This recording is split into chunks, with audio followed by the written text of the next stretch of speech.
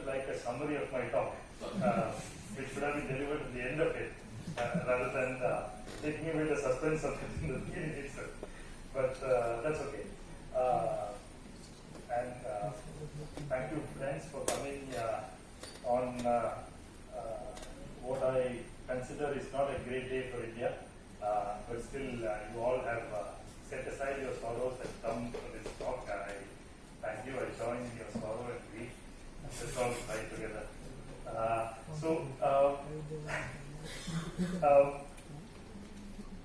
I shall speak for about 45 minutes or so.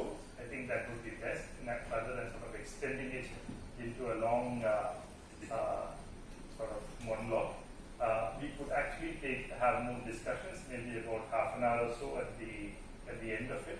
So that way we could make it more economical with time. So we are here to understand and discuss the Nobel-winning randomized controlled trial method. Now, this has been done by Dr. Amit Singh partly in the beginning. According to the Nobel citation for 2019, the citation for Professor Banerjee, Professor Esther Duflo, and Professor Kremer, the RCTs and the method the proponents have been chosen for their role to put forward an experimental method in alleviating poverty. It also says that RCTs have transformed development economics as a field of study, and more importantly, and I'll come back to this as we go by, it says it now entirely dominates development economics. So that's the citation itself.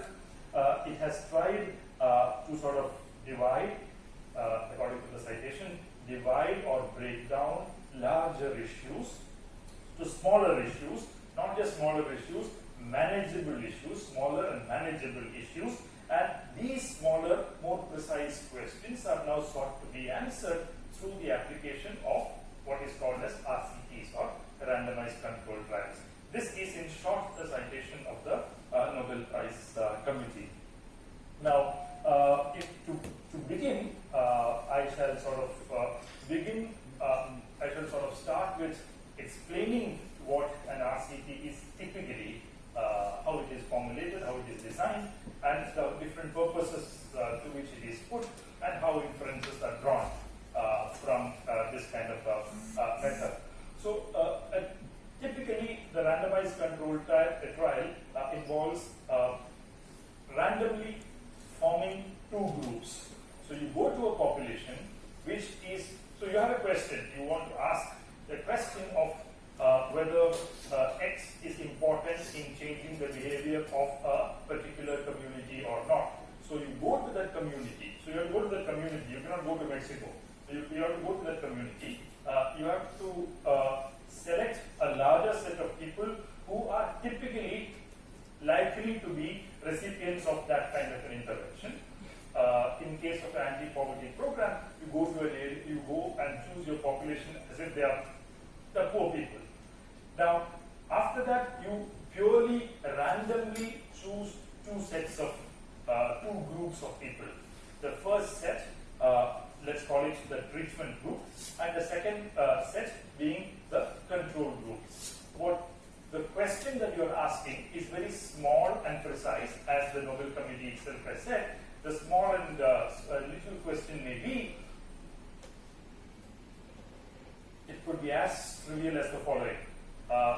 Does having NTV channel in your bouquet of channels in your TV at home reduce the incidence of HIV or not?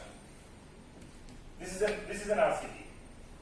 Okay. Now, so you basically create a treatment group whereby you put NTV in all their channels, the bouquet of channels, Tata Sky or whatever it might be, and then for the others, you remove MTV.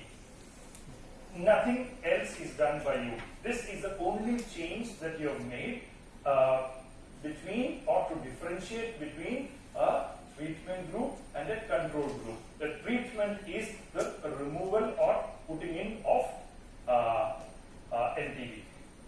other words, the assumption here is that the only thing that differentiates between the treatment group and the control group now is the presence or absence of MTV in the bouquet of channels.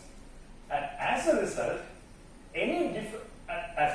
by definition, any difference in behavior between these two groups of treatment and control could be significantly explained by the presence or absence of MTV channel. Now, this is statistically the way in which the RCT program is laid out. So there is a treatment group and there is a control group. What you try to estimate here is what is called as the average treatment effect. Because of this treatment, how much did the HIV incidence differ between the treated group and the control group? That difference the estimate of that difference is what is an average. It is an average for the control group, average for the treatment group, compared with each other, the difference being the average treatment effect, and we call it the ATE. Now, it is this that marks RCT as a method out from other similar techniques. Now, this method is considered different from earlier methods that has been used in social sciences. Now, let's move away from MTV as an example, though it is a real example, it was actually done. Let's move into a more sort of a generic way of doing it. You have a developmental intervention in a community, and you want to measure the impact of the developmental intervention on the incomes of the community, or the level of poverty in the community, or level of inequality in the community, or whatever question of that sort. Now, earlier, what you did was you had a before and after method. You studied the community before the intervention, and you studied the community after the intervention. And you studied, sometimes using panel data, if you are lucky enough, you looked at the difference between before and after and tried to see whether they are different. But here there is a problem. In many communities, before data is actually not available. Benchmark data is not actually available in many places, so this cannot be done. The other way is to use the exactly same method, treatment method and the control method, but slightly differently. You purposefully choose the treatment group and the control group, not necessarily randomly, but you choose them purposefully. So there are scholars in the 1970s and 80s who have looked for control groups in such a way that they take great amount of effort to ensure that the control group looks exactly like the treatment group, but for that one indicator that you want to insert, right? So you look for people coming from the same class, people coming from the same caste, similar gender configuration, similar kind of socio-economic situation. You try to ensure all this the same between treatment and the control, but the presence or absence of that intervention. So there was purposeful choice of treatment and control groups. According to people who proposed the RCTs, this is a less efficient method of doing it because a lot of unobservable factors that determine a person's behavior or attitude or actions are ignored by the people who purposefully try to take a treatment group and a control group. Because they are unobservable, you are not able to identify them and apply. By definition, they are unobservable. So you don't know what are the similarities or differences. There are many such similarities or differences. But how do you get around it? You get around it by the randomness of your choice. Because once you are choosing your treatment group and the control group randomly, then the randomness makes sure that you have taken care of the unobservable indicators or factors also. So it is this randomness that provides some element of unbiasedness to the estimates that RCT is supposed to provide. It is this that provides an element of objectivity to the analytical framework. It is this that is claimed to be providing an element of neutrality to the whole framework. Otherwise, you choose whatever you choose with an amount of a priori information adds to your subjectivity. Here there is no a priori information that you are using or collecting. You are simply choosing the two groups by random. As a result, you are purely unbiased. Now, this is the way in which random selection is supposed to provide unbiasedness to the groups of the estimates. Now, this method was typically earlier used in medicine, primarily in drug trials. It has been used very widely across the world from the 1960s and 70s onwards itself. But this was not put to use in economics. This was not put to use in social sciences. It was stuck in the field of medicine, science, etc., where this could be largely used in laboratory conditions or laboratory-like conditions. Human anatomy or physiology are largely similar, so you roughly know that taking a treatment group and a control group in the field of medicine is much more sort of robust as a method compared to in social sciences. So people who did not use it in social sciences, but by the 1980s, with the experiments in Kenya and so on by Michael Kremer in the 1990s, but earlier in the 1980s itself, with the larger emergence of experimental economics as a branch of economics, this kind of method started getting more and more used in economics. And with the Kremer study of 1995, right, it became more and more common with the deworming study in Kenya, where deworming tablets were given to students of schools in Kenya. There was one set of students, the treatment group was given the deworming tablet, but the other group was not given a deworming tablet, and it was found that as a control group. And the group which was given the deworming tablet recorded higher levels of school attendance as an average treatment effect compared to the control group which was not provided the deworming tablet.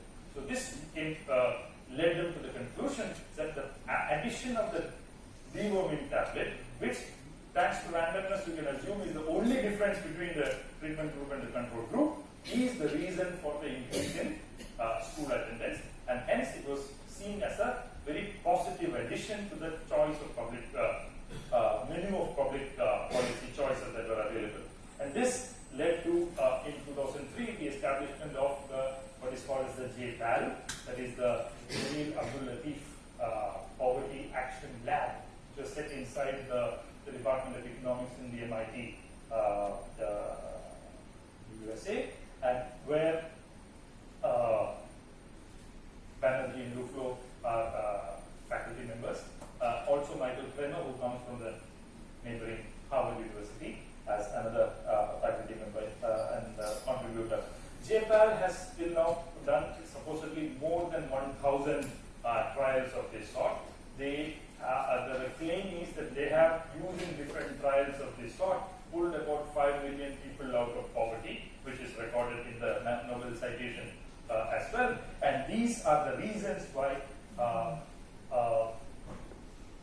RCTs have become some kind of they have attained some kind of a rock star status in the development economics field. Very rightly so, it entirely dominates development economics, as the Nobel Citation Committee has pointed out.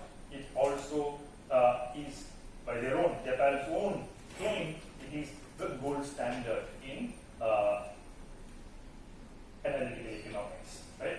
We are the gold standard, is their own claim they made in their website, which they now took off after people started making a little fun of them. Okay, now this is in some sense the method explained. Now there's some more explanation that is required to sort of lead us into this discussion that we would have, which are two kinds of shifts that I want to indicate, and I want to place RCT in the context of those shifts that are taking place, A, in econometrics as a discipline itself, and B,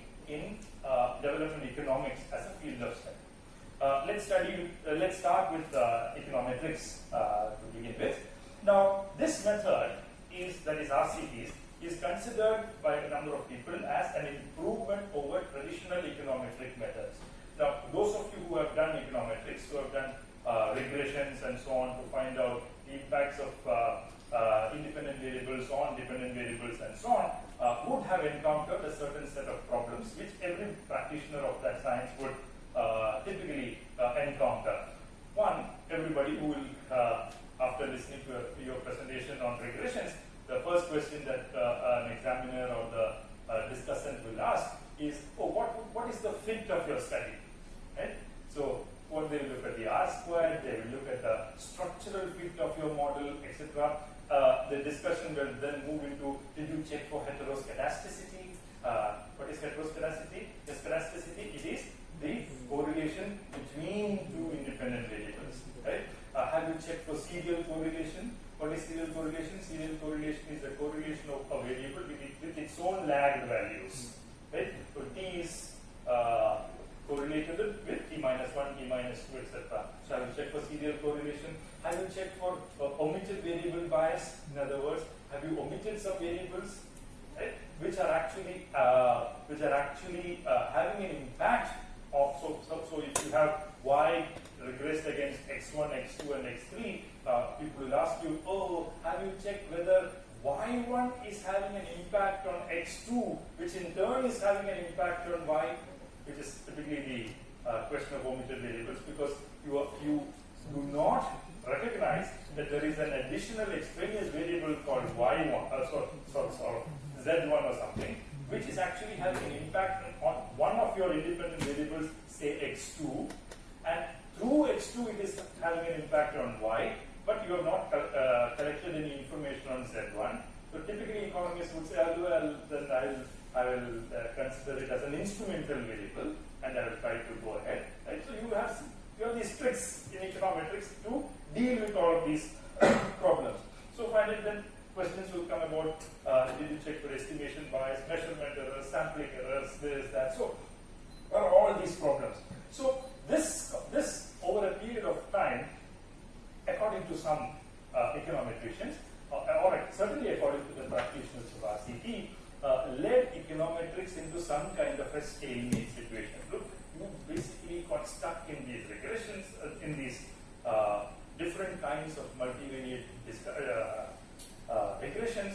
If you had an instrumental variable problem, then you were asked to go into a simultaneous equation system, and then you try to go back there and come back here, and then look, ultimately the gains that you had from this whole exercise were getting more and more or less and less over a period of time. Now, all these issues led to some kind of a major crisis, or some economists would call it, or econometricians would call it, a credibility crisis in econometrics. A credibility crisis in econometrics is here referred to as a situation whereby you were not able to add to the body of knowledge beyond a point. People started doubting it. Also, you can run the regression this way and that way with two different results, but then you will be able to justify both using some complex econometrics specification differences. Now, this sort of these sort of problems led to what is called as a credibility crisis in economics. So you needed a credibility revolution. So the other side. So a famous econometrician called Edward Kremer wrote, can you take the con out of econometrics? That's taking the pros and cons. So can you take the con out of econometrics? Asked Edward Kremer in a famous paper in 1983. So this is the time when the idea of experimental economics started getting used in economics as well. Can you use experiments where you don't get into all these problems of running crisscross regressions and so on and so forth.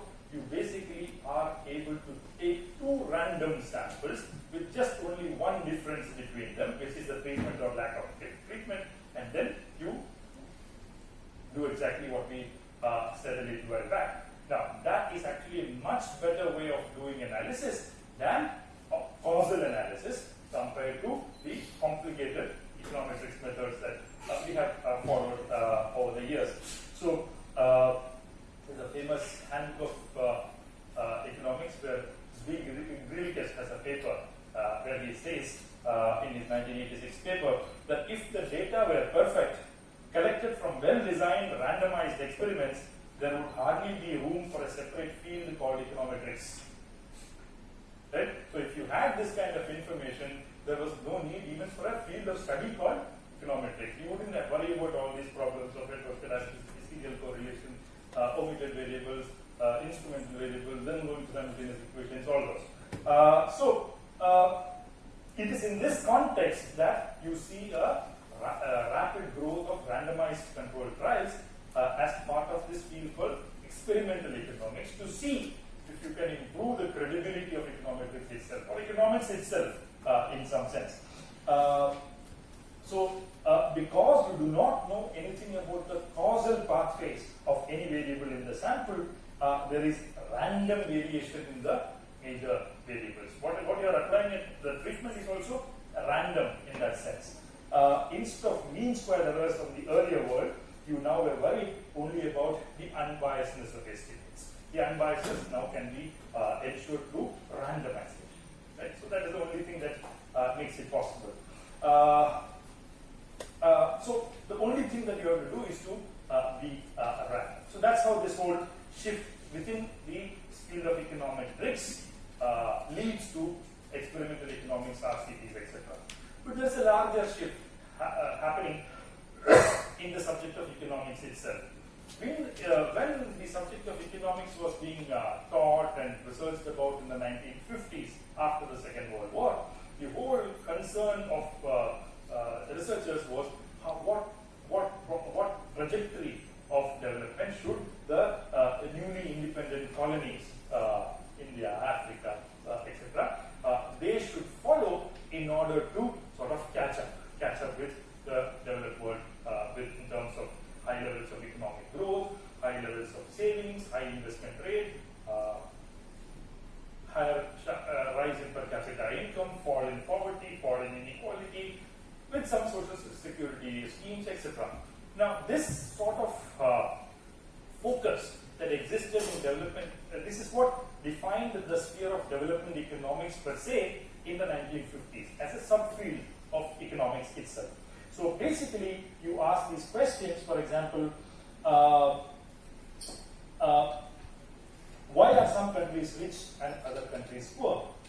What role does capital accumulation play in investment rate, etc.? Why does underemployment persist in rural areas? What explains the success of late industrialization? For example, Korea, Taiwan, etc., Japan including, began to grow very rapidly and industrialize very rapidly, while some other countries were left behind. Why? Why is this variation existing within those countries that became newly independent? What explains? So why have more successful cases of post-war growth been based on active state intervention? Can you say anything about the role of the state in successful cases like Japan, Korea, Taiwan, etc., and less successful cases like, say, India, Pakistan, Bangladesh, etc.? Now, these were the sort of questions that development economics largely dealt with. These were big questions that they dealt with. Now, there is sort of just a little behind, 1 century behind from the where I'm talking about. There used to be something in economics called classical political economy, where the major authors were Adam Smith, David Ricardo, James Mill, you can include Karl Marx. All these were the major scholars of that time. They were writing at a time when capitalism was growing. So they had seen what is called a surplus around. Capitalism was revolutionizing production, productivity, etc. Surplus was growing. And they were worried about one question: how is this surplus getting distributed? Okay? How much is going as rent? How much is going as profit? How much is going as wages? How much is going to the banker as interest? And what is the political economy of this sort of distribution of surplus into different claimants that sort of marks today's capitalism? Now, this is something that is important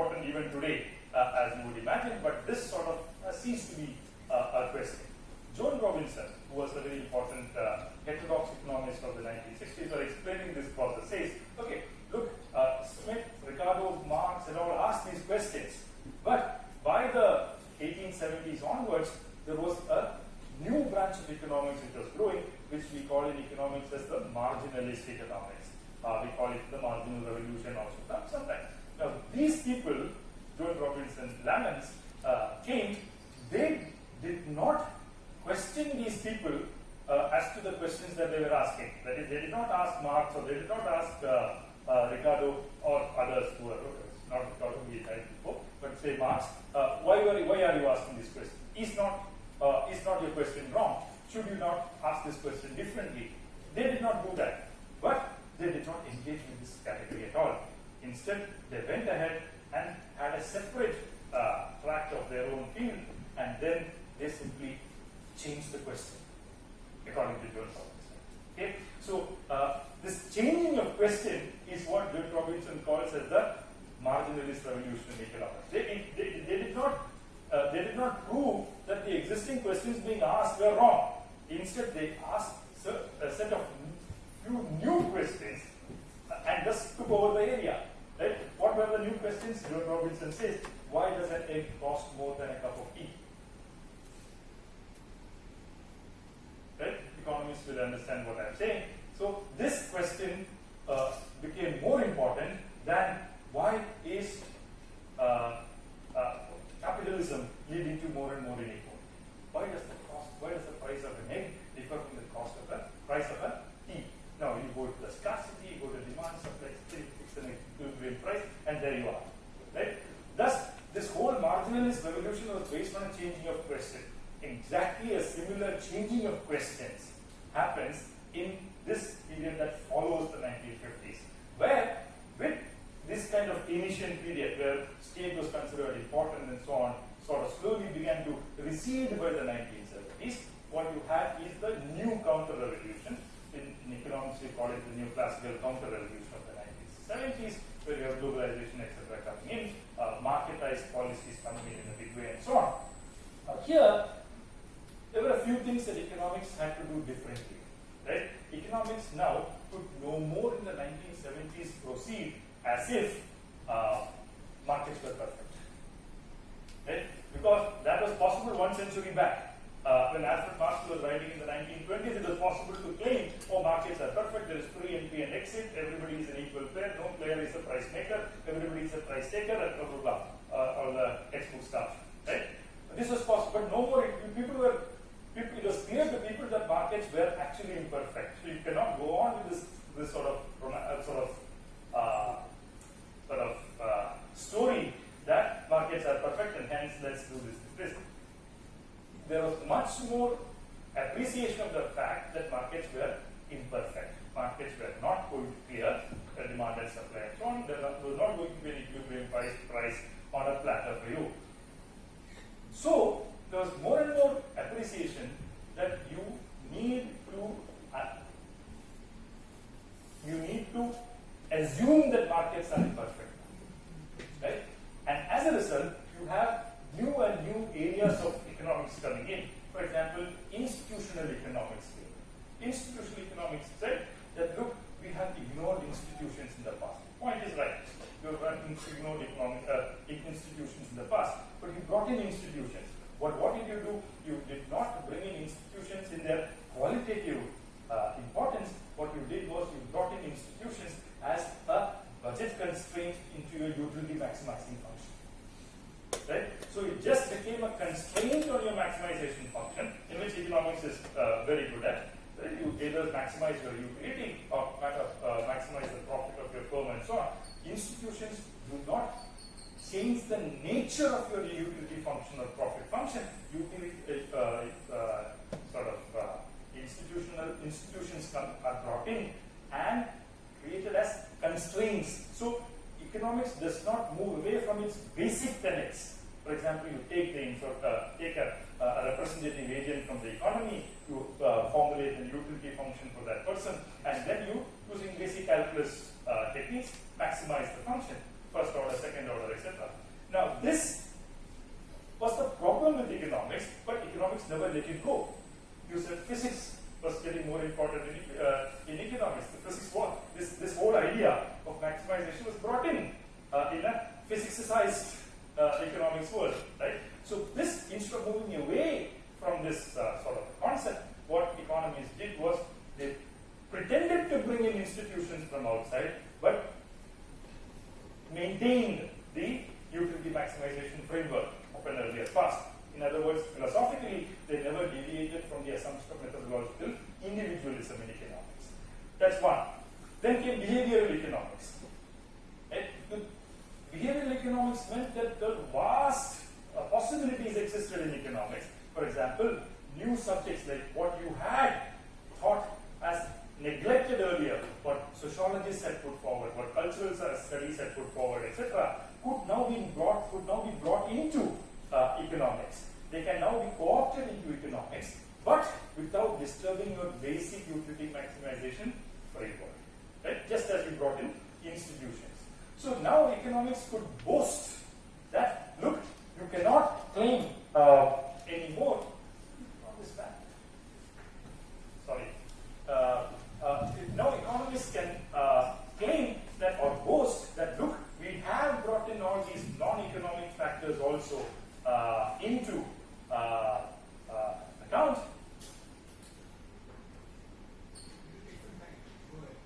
So economics could now boast that we could bring in a lot of concerns that were external to us, culture, sociology, etc., and we have incorporated them. So you could now incorporate them as part of your old framework itself. Now, this sort of a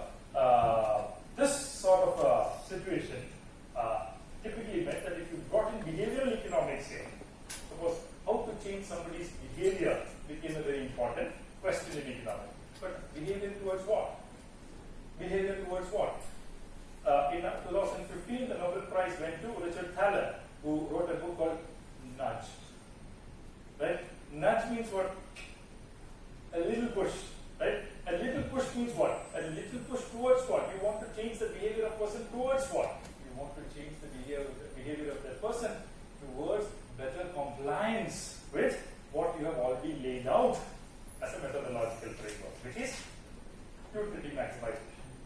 Right? So behavioral economics is also brought in, but it is brought in within the framework that neoclassical economics has already laid for itself. So it's not all these co-opting of other subjects does not necessarily mean enriching of economics. It actually means simply co-opting of other disciplinary concerns into economics. Now, why am I saying this? This discussion is about RCT, right? RCT comes primarily here. That is, with the coming of behavioral economics, how to change the behavior of individuals, right? It is through this concern which gets primacy in economics that RCTs come in. Right? The larger question of how to change the behavior of people through MTV channel, which I said earlier, is a nudge. It's a small push, it's a small change in your environment which could make you act differently. Right? Now, so this kind of concern for behavioral economics took economists down to more surveys, more micro studies, and so on. Good thing, but all these micro studies and all were pulled in to the framework of economics in a particular way. That is, you did not disturb your basic methodological framework, and you try to see if the behaviors of people can be slightly changed in order to make them behave the way you want them to. Right? So that is the larger disciplinary context in which behavioral economics comes in, and as part of it, RCTs come in. And this has grown over the 90s till now, where the Nobel citation truly says that they have taken over the subject. Old questions of why rich countries are rich and poor countries are poor, what explains capital accumulation, what explains underemployment, what explains good industrial policy, right? What is the role of the state in development. All these are questions that are not asked anymore. Instead, what is asked in development economics are new questions. The questions have changed, as John Robinson said. New questions are of this sort. Can you, for example, example, give deworming tablets to students to increase school attendance? Can you put an MTV channel, take out an MTV channel from a bouquet of channels in order to reduce HIV incidence? Can you put stickers in minibuses, right, on the say आपके घर में आपकी बीवी और बच्चे आपके इंतजार कर रहे हैं? If you put a sticker like that in a set of printed buses and without that sticker in another set of controlled buses, will accident rates come down? Right? If you provide mosquito nets for free to the treated population and others you do not provide for the control group, will the incidence of malaria come down? In Colombia, Waterstown, Colombian city, if you have an advertisement where the mayor and his wife are shown as taking bath or taking a shower together, so as to save water, right? Will water consumption fall in the Colombian city in Colombia or not?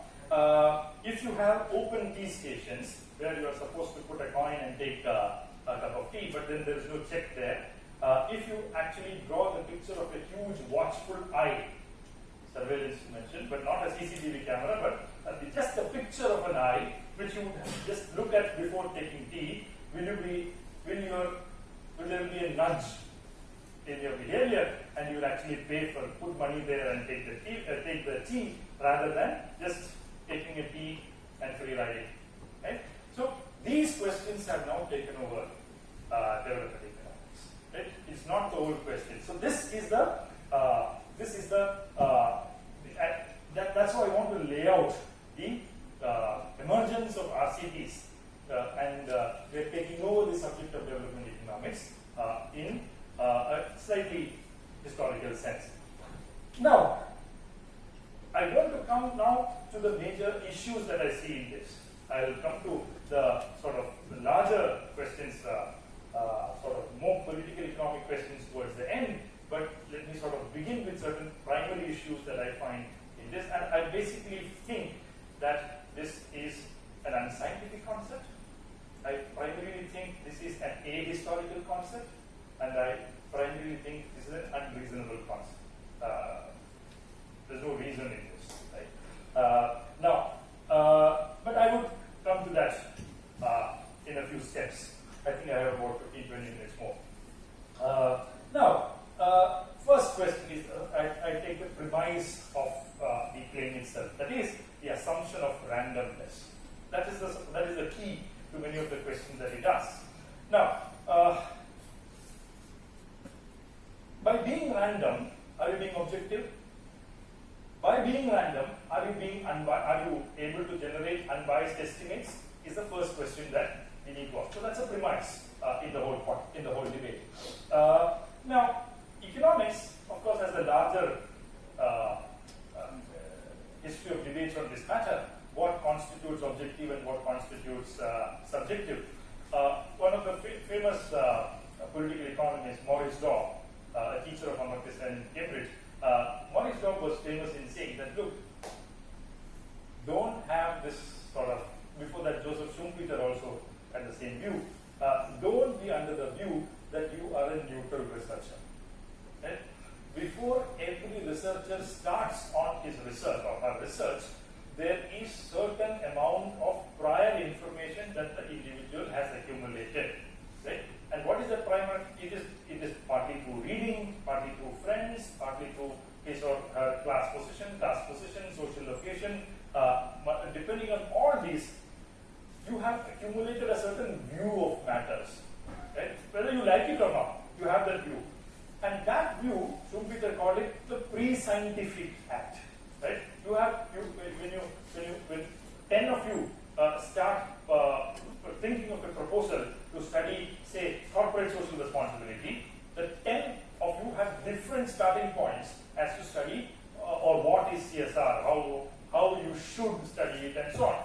Now, this means that everyone starts their work or research with an amount of accumulated information. Now, that should be called that ideology. Right? It is ideology. that is a bias, right? But is that bias bad? Maybe, but can you live without that bias? No, because you are not you without that bias, right? There is no research of yours without that bias. You can never achieve a kind of fruitful outcome of your research without starting from that pre-scientific act. So pre-scientific act is not anti-scientific act. Pre-scientific act is pre-scientific. From there you move towards your answers. So there is nothing called neutrality in the way you begin to ask your questions. Everybody is ideological there. The most important thing is to accept it. Right? Now, number two, you move from research questions, which now have been shown. So the kind of questions that you ask will also be political or will also be ideological. From there, you move towards methodology. Morris Dobb said, look, methodology is not simply a toolbox.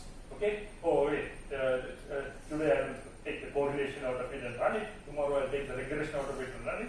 Day after tomorrow I want oral history, I'll take it and run. Look, you don't, it's not simply a apolitical box of tools. Instead, the use of methodology is to answer a question. Right? Because the question is political, the question is ideological, the method also will be ideological. Right? So the way you try, the method you try to adopt to answer that question will also be concomitantly ideological. In all this, there is nothing to be ashamed of. They underline. You just have to say how you are thinking in your paper. If you are writing a paper, you just have to say how you started thinking about it and how you arrived at your result. It is that transparency which brings out that objectivity, not hiding it and saying that no, I started from a clean slate. There is nothing called a clean slate according to Shubhita, right? Now, so in the case of RCTs, the question that you ask, right? Can I take MTV out? Right? That's a question that you ask. Is that question a neutral question? No, because you are asking that question because you have a particular accumulated idea of what MTV might do to HIV infection rates. Right? So there is something that you are bringing which is external or prior to the study into your study. Your claim to randomness comes later, but before randomness you are bringing a question into that field of work which is actually not an innocent question to ask. Not in a bad way, innocent, not in a negative way, but it is not something that is so-called neutral in any form. The question you ask is very specific to the exclusion of a large number of other, probably equally probable questions. You have excluded a lot of other. Is there enough nutrition in the house, or is there a hospital near you? You are not asking all those questions. You are taking this MTV question and asking. Right? So what has made you do that and not ask a lot of the other questions? This exhaustion or exclusion is not an innocent act. This exclusion is because you think it is an important question. Right? Now, you think they are important because of an earlier thought process of yours. In this thought process in some sense is the product of a theory. Theory is not an advanced theory formulated very sophisticatedly and so on. It is the product of a particular theory, an idea that you have. That is a set of a causal process that you have assumed within your mind. So then clearly that theory also has an ideological background. Now if this thought process is also random, then it excludes a number of questions that may be equally important to ask. Now because you do not have the knowledge of a causal mechanism, because you are not supposed to have it. In RCT, you basically only know what is important and what is not important. Right? You have no idea of why this is leading to something, X is leading to Y. You are basically trying to understand if X is important or not. Right? There is no prior theory that you have laid out as to what are the causal mechanisms there. But because you do not have knowledge of a causal mechanism across the factors and the outcome you ask what you feel is important to ask. Now, there is this in turn, in some sense, reveals your individual bias. Right? Even though your method per se can be statistically said to be leading to unbiased estimators, this does not in any way lead to an unbiased experiment, right? Or an objective experiment, because you bring in a certain amount of bias into the research as a premise. That is a very important matter, something that really matters to philosophers of economics or social sciences in general from a very early day. So, the result, you have loaded questions. Your questions are not anymore innocent, right? Now, thus, even if purely statistically, if you look like unbiased, as the randomists claim, they're called randomists to propose RCTs, they're called randomists. It's become a very global term now, soon into a dictionary as well. You have an ideologically loaded researcher. But the claim of RCT proponents that just choosing the sample treatment and the control by random will provide them an unbiased indicator will not be adequate. Right?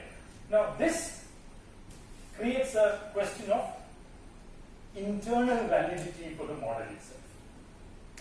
What I say from here, I move to internal validity as another separate topic, but this premise allows me to go into questioning why RCT proponents would claim that these experiments have internal validity. External is different. I am asking whether the questions and the answers that they have got is valid for the same group itself, leave alone outside that group. Does this argument have internal validity in the first place? Now, while the treatment may be provided at random, can you also conclude that the absorption of this treatment may be equal or at random? Not necessarily. Right? For example, the way you provided, you have provided the treatment equally as an experimenter, as a scientist, right, and in the field of economics. But do the people that you have chosen randomly consider it the same way? Do they absorb it the same way? Do they absorb it equally or differently? It's very likely that they absorb it differently. So, those their abilities to access, use, and interpret the treatment, right? The way they make use of the treatment, the way they interpret the treatment, and where they react or respond to those treatments, would they not differ within the treatment group itself, within the control group itself, right? So that is the absence of it in the control group. Can't there be unobservable perceptions among your subjects because of which they may wrongly react to an impulse, right? So then some people may react in a positive way, some people may react in a negative way, some people may react in a neutral way. So multiple ways in which you could think of it. Won't these patterns of reactions within your subjects be correlated with another set of factors which is lying outside your framework? For example, say, sex or caste, right?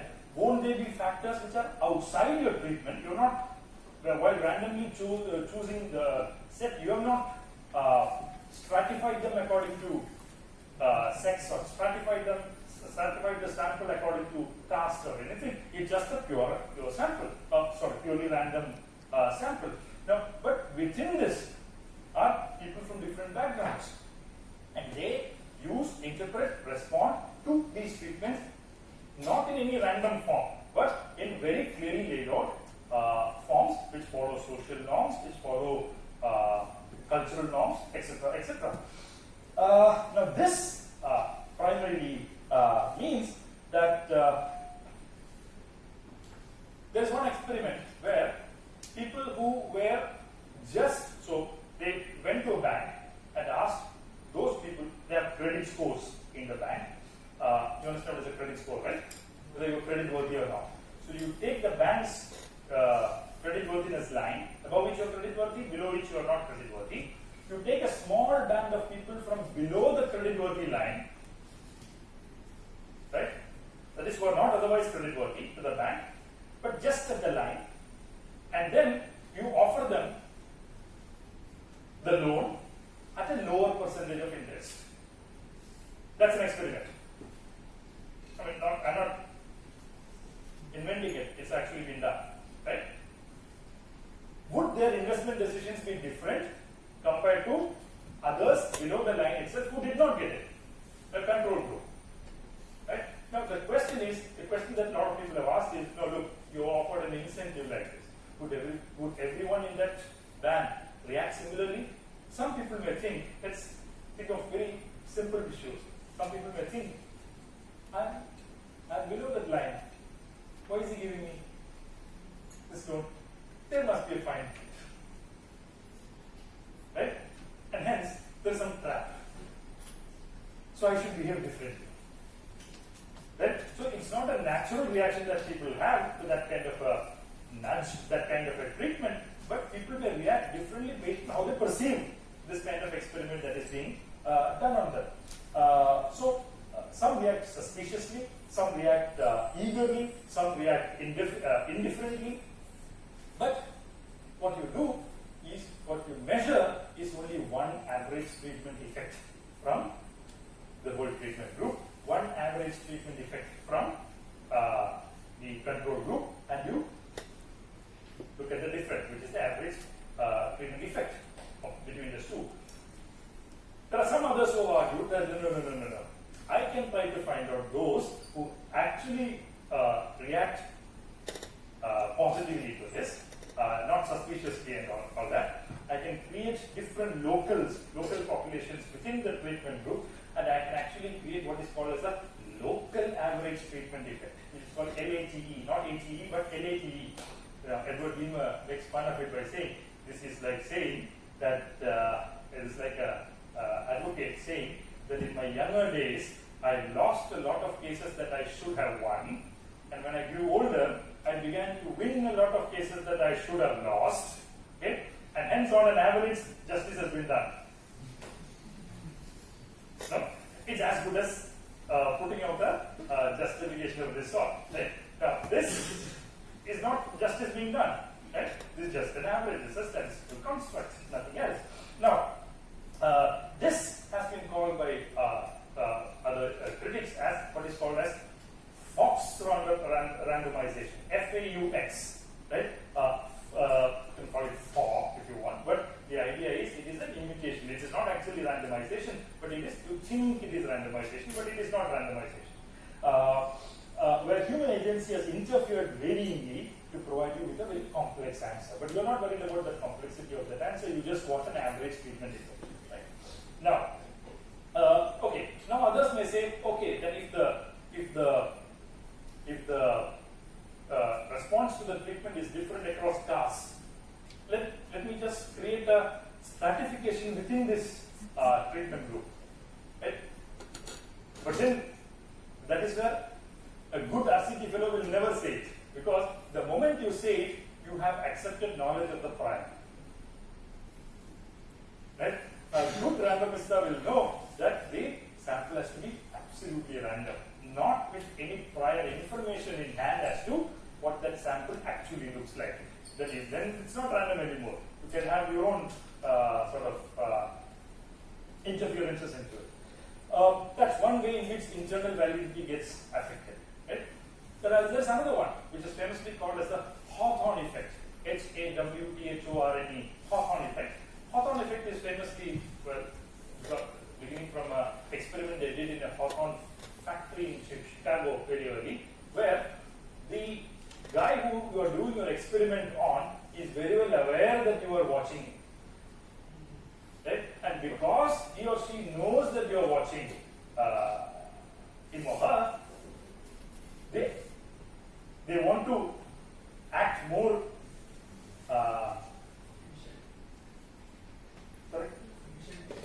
more efficiently, let's say, or you want to, it actually would make it actually ends up proving your point better, right? They actually, because you've given them a treatment, they will actually respond even more vigorously to that treatment because they know that they are being watched. This particularly called the Hawthorne effect, which is actually a problem in terms of the ultimate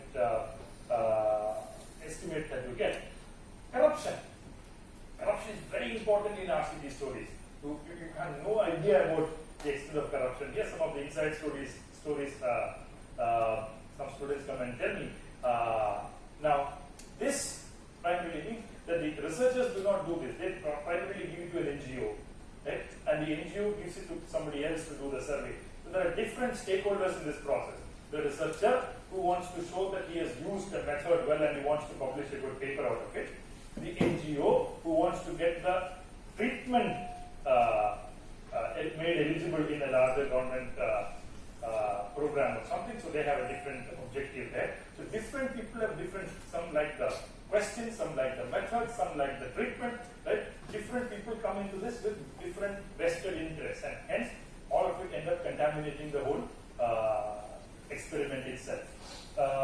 It is highly expensive, it is lengthy, and it is logistically complicated, to ensure that somebody sticks with your treatment group till the end, or sticks with your control group till the end. Maybe the experiment will go on for 2, 3, or 4 years, or you have to monitor it. It's extremely complicated to actually do it. It's not like keeping a test tube in a laboratory, right? People go in and out, react differently, and so on. This is why, because of these reasons, for unobservable heterogeneous treatments, sampling bias, encouragement bias, etc., we come to the view that there is no internal validity for RCTs in the first place. This doesn't provide you with an estimator or an estimate which is realistic in any form. The question of randomness we have dealt with a little while back. So RCTs are able to tell us very little about the problem at hand. It only looks at one small dimension of a very complex environment. This first point. But that is not enough. I know I'm cutting across time, but I'll conclude very quickly. The other issue is we have not looked at internal validity. We now need to look at external validity also. That is, if giving a mosquito net has reduced malaria infection in one small treatment group, does it mean that if you go to the next village and do the same experiment, you will get the same result? Leave alone the next district or the next state? There is no certainty that you will get a similar result. So there is a difference between what is called as efficacy and what is called as effectiveness. That is what the scholars have put it. That is, efficacy is something that you talk about within a particular group. Okay, it looks like it has efficacy within that treatment sample. But if it is to have effectiveness, then it has to go outside that and has to show itself true in different types of multiple complex environments around you. That is the real challenge of RCTs. But the virtual impossibility that RCTs can control for general equilibrium effects, as we call in economics. That is, persons, people live in different micro environments or micro economies, may I say. In different areas, people act differently. Their social conditions are different. Their economic conditions are different. Their cultural conditions are different, and they act differently to a treatment in different areas that you might want to apply your experiment to. In fact, Esther Duflo herself is quoted in one of her writings as saying, poor people are supposed to be either completely stupid, desperate, lazy, or entrepreneurial. But we don't try to understand the deep root, interconnected root of the problem. We do not. We do not want to understand the deep, interconnected root of the problem, RWOT, root of the problem. Right? Lest you mistake it for rot. Right? We do not want to understand the root of the problem. So what we try to do in our work is to unpack the problem one by one. Okay? To better understand the reason for particular problem. What works, what doesn't work, and why. Right? That's a question of internal validity. Even they are not claiming that there is a great claim for external validity in the first place. That's because they cannot account for equilibrium effects that will come in when you take it out of your laboratory, which is your treatment sample, to outside your sample. The other is different macroeconomic policy regimes are there. Different states have different economic, different political parties rule different states. They will have different economic policies. They will have different political regimes. They will have different economic regimes. So all of this cannot be accounted for when you take the experiment out of one sample and put it somewhere else. Finally, the questions of class, caste, gender, etc. will be very different when you move from one place to another. When you move from one treatment sample to another treatment sample. The answer is often, so this is, they agree to, the randomists agree to many of these points, but they will say, okay, the solution is you do many more RCTs. Okay, you do many RCTs of this sort. So, but then we know that it is more time consuming, it is more, even on the fact that it has no internal validity, even that here we are assuming that it has internal validity, we're getting it out, and we are saying that more RCTs will actually solve the problem. Also, what do you get at the end of it? Many ATEs, many average treatment effects. What do you do it? An average of all the average treatment effects, like an RCT of all the RCTs, right? There should be an end to this cycle that you want to follow. Ultimately, external validity is a non-starter for RCTs as a method. Ethical dilemmas, I have not even come to it. That is, have you given enough information to the person that you are being, or the implications of being put through these experiments? For example, Dr. Singh mentioned in his introduction the fun experiment that they did, which is you come to India and you take those who are most likely to be rejected for a driving license, and you provide them with a small amount of cash, which they can use to bribe the traffic inspector, or the officer, regional transport officer, and can get a license. What is the ethical question here? The lives of people that you are putting to risk who are walking on the road. If this guy gets a license and starts driving and kills someone tomorrow, who is responsible? Okay, is that not an ethical matter for the RCT conductor? Right? Questions of this sort arise. Second is you know by accumulated evidence that you do something that will do harm. Right? For instance, I cannot think of a good example immediately, but in theory it's called the Rockefeller effort. The Rockefeller effect, Rockefeller effect is primarily called those where you know that doing something is wrong will lead to a negative impact, but because you want to do that experiment, you actually sort of put the treatment that way, right? That is similar issues come up there as well. You give some information to people with no effort going into ensuring that that information is correct or not. Right? That also happens in many cases. For example, you sort of go to schools and provide them estimates of what are the returns to education from their degrees.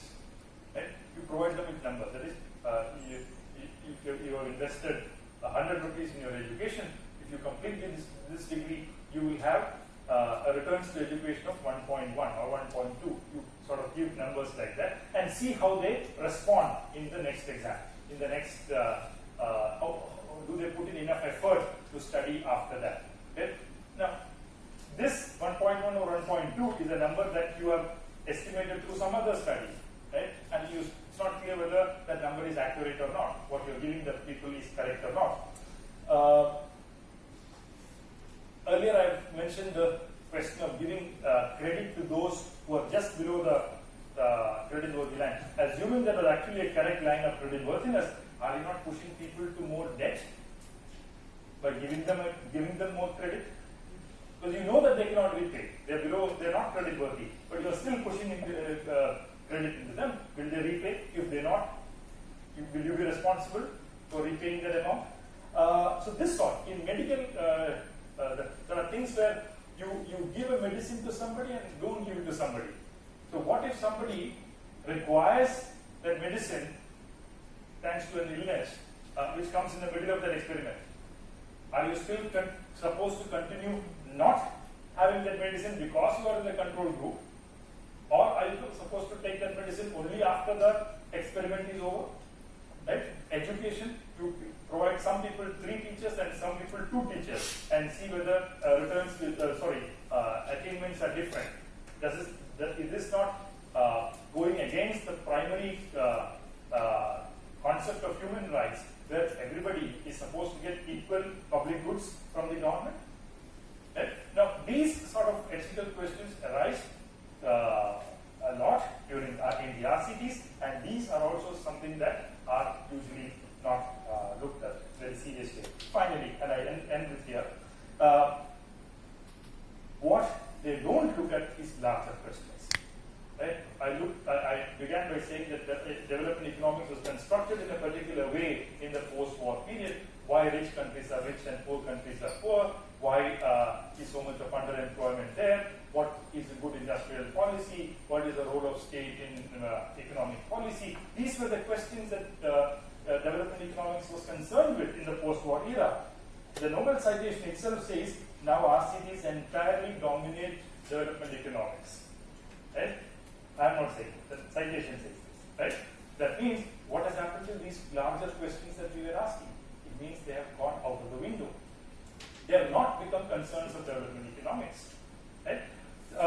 Now, this means that larger structural issues of the economy are no more concerns of development economics.